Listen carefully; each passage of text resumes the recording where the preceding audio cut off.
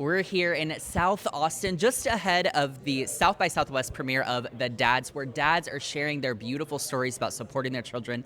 We're going to talk about some of the stars, subjects of the film, and producers associated with it, so let's get to chatting.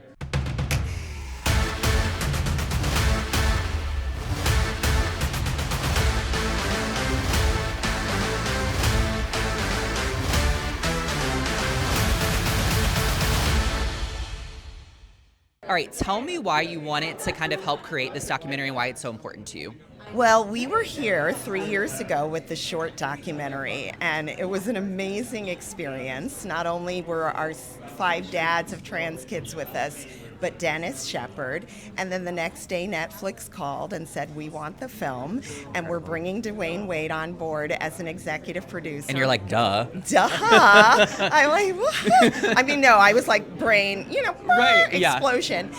And then we won the Daytime Emmy the following year. Congratulations, by the way. Thank you. So I kind of thought like, oh, that might be it.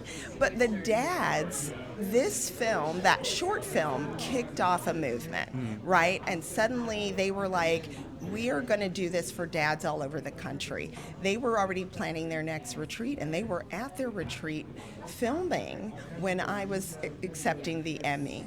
So we kept on going with the filming, and then the political landscape changed. And we had a very different film, a very urgent film about dads having to make an impossible choice. Do I stay and fight, or do I leave the country? Yeah. That's intense, and that's not something that all of us experience, right? And so you think about when those vital things are taken away, it changes everything. If you could give a brief piece of advice for dads or parents likewise out there about choosing love and acceptance for our kids over what the world's telling us, what would you say? Oh my gosh, it makes the hugest difference. Yeah. I mean, there is so much in the world right now that is saying, trans kids are bad, wrong, don't even exist. But if a loving parent or another caring adult loves on that child and says, I see you, I support you, that cuts down all of that anxiety. It grounds them, and they know I'm going to make it through this moment because I have somebody who has my back. Yeah. That's allyship in action. Yeah. And that's why we're partnered with the Allie Forney Center, because these courageous dads are showing what allyship looks like. And we need that from all parents. And honestly, if parents can't get on board, we need a caring adult. There we go. To show up in that child's life, because it makes a huge difference. That makes all the difference, and I appreciate everything you said. Thank you so much. Thank you, yes. Blake. Alex, tell me why The Dads is so important to you. The Dads is so important to me because of the work that I do, which is trying to help families understand the need for courage and love of their LGBTQ young people. And on the side of the work that I'm on is what happens when parents don't love their children. And this story captures the courage that all young LGBTQ youth need from their parents, especially their fathers. Yeah, I think that's beautiful. If you could give one brief piece of advice to dads or all parents out there about choosing love and acceptance over maybe what the world is telling us, what would that advice be? You have a responsibility to love your child unconditionally. You are responsible for shepherding their life until they're 18 years old, and it is upon you as a parent to instill in them the fact that there's nothing wrong with them, that they are beautiful, that they are loved, and that there's nothing wrong with who they are. Oh my gosh, beautiful. Alex, thank you so much. Eva, tell me why this film is important to you specifically. So I work at the Elevate Prize Foundation. We founded Elevate Studios a year ago, and we're all about purpose-driven storytelling. And this story about trans children, but namely their fathers, is a story that's really absent from the landscape right now. And in this era where that community is being so dehumanized, it's such an important human story that needs to be told. And so we're just so honored to be a part of it and to help get it amplified out in the world. Yeah, I think the key piece you just said there is a human story. I think that alone speaks bounds, and I'll leave that there. But my next question for you, if you could give a brief piece of advice to dads or other parents out there, kind of likewise, about choosing love and acceptance for our kids over what the world's telling us, what would you say? I mean, that's exactly it, right? I think that love is the main missing ingredient right now. Yeah. And it's so innate, it's so deeply human, and it's something I think is universal. Like anyone can understand the simplicity of loving your child, right? That's the most innately human thing there is. And that's what we have to keep returning to. And we just have, the honor of supporting the Ali Forney Center. Alex Roque is the executive director. He's here with us today. And they really preach about love being, the key component that so many people are denied, and certainly those of the trans community. And if we just showed up and loved our children, that's the answer. Yeah. That's all we need. Yeah, that's powerful. Thank you so much. I appreciate it. Tell me about the importance of this film for you. As a father of a trans kid who came out at a time when my wife had just passed away, I lived in a community where I didn't know anybody who was going through what I was going through. It was very isolating. And I thought to myself after the short came out, if there's a way other men don't have to feel the way I feel, other fathers could have resources and support, then I would do everything in my power to make sure that happened. And that's literally the genesis of this whole movement. Yeah, I think that's really powerful, especially given the single parent component of it. I grew up in a single parent home, and my mom always made my sister and I feel so seen, loved, accepted. What advice would you give to dads out there, or other parents likewise, about choosing love and acceptance for our kids over maybe what the world's telling us?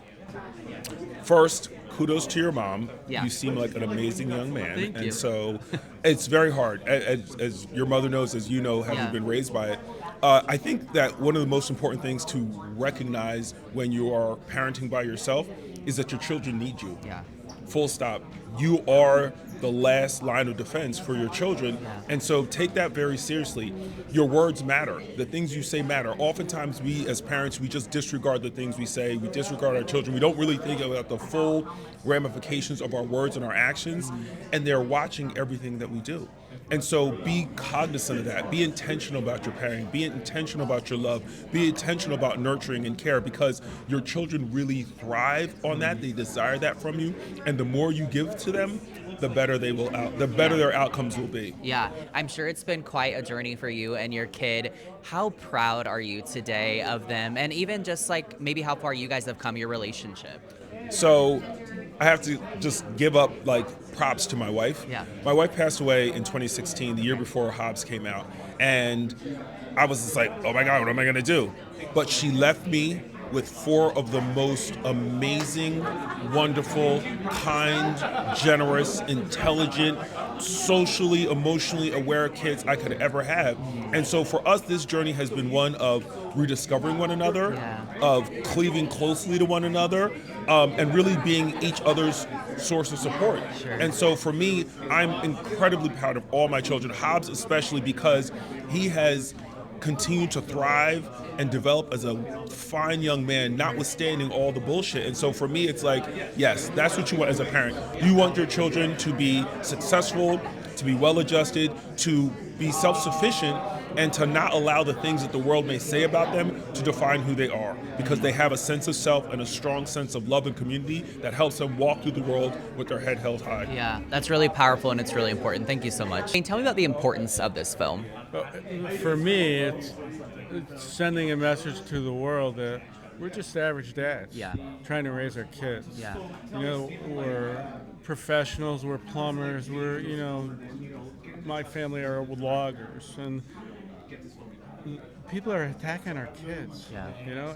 My daughter was the first patient in the Harvard Children's Hospital, 2006.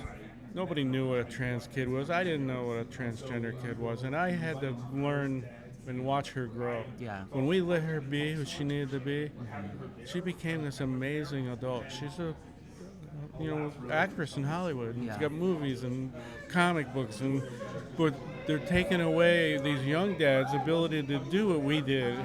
And I want this to happen. I dreamed about this for years. We need a stronger voice. I can't do it one-on-one. Yeah. We got to get it to the masses and say, leave us alone. Yeah. This is a medical issue. They need medical care. They need support. You can have all the support you need at home, but if you don't get the care you need, these kids hurt themselves. And I've learned so much from these young dads. I'm just the old dad, right? But the stories are very similar. The same challenges. They're all from different states, and then there's things that they have that are unique too. And not just the film, but the foundation gives us an opportunity to get together, because they didn't know there were other dads, you know, and then they didn't know there was Crazy Wayne Dad out there. But I mean, we went fishing. You know, instead of breaking bread, I love the outdoors. Let's go fishing and then talk about it. Right. And then the people that watch this film, I want them to watch it, and maybe we can reach their hearts, and then they'll be willing to talk to me and ask the hard questions. And I lived it, man. You know, I screwed up a lot of things, but in the end, I raised a beautiful kid because she got everything she needed. But it wasn't easy. And it's even harder now because they're taking the ability to even do what I did away. You know. As a veteran, to see that happen. Freedom taken away. Just, I don't know. I'm going to start crying, you know, because it's okay. they're just babies. We're taking their dreams away. And these dads, you know, they don't have everything they need, but now they got other dads that have done it that can help them. So I haven't seen the film. I'm gonna cry. But my message is to the leadership. I don't care if you're a Republican, Democrat, Green Party, Libertarian.